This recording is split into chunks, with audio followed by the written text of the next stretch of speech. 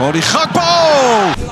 মরক্কোর বিপক্ষে নেদারল্যান্ডস হারলেও সন্তান হারানোর শোক ভুলে বিশ্বকাপে খেলতে নেমে সবার মন জয় করে নিয়েছেন নেদারল্যান্ডসের কোডি গ্যাকপো। ফুটবল মানেই শুধু গোল, জয় আর ট্রফির গল্প নয়, কখনো কখনো ফুটবল এমন কিছু গল্প উপহার দেয় যা মানুষের হৃদয় ছুঁয়ে যায়।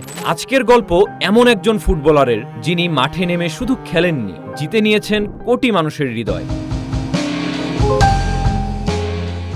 নেদারল্যান্ডসের তারকা ফুটবলার কোডি গ্যাকপো সম্প্রতি জীবনের সবচেয়ে কঠিন সময়ের মধ্যে দিয়ে গেছেন।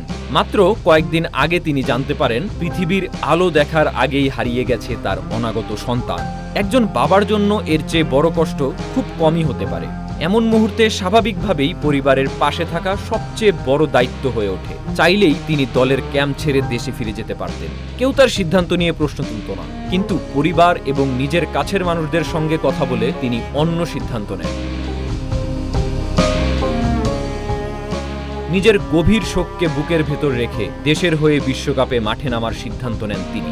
ডাচ ফুটবল কর্তৃপক্ষও তাকে মানসিকভাবে সমর্থন দেয়। এরপর আসে ম্যাচের দিন। কোডি গ্যাকপো মাঠে নামলেন, দলের জন্য লড়লেন এবং নিজের সবটুকু উজাড় করে দিলেন।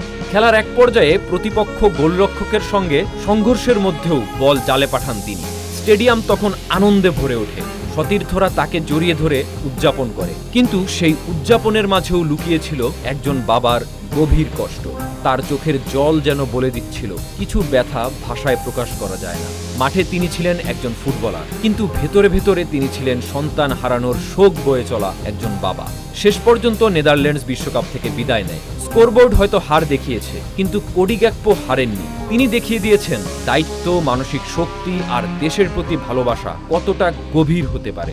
এই গল্প শুধু একজন ফুটবলারের নয়, এটি একজন মানুষের গল্প, একজন বাবার গল্প, যে নিজের কষ্টকে আড়াল করে দায়িত্ব পালন করে সবার হৃদয়ে জায়গা করে নিয়েছে।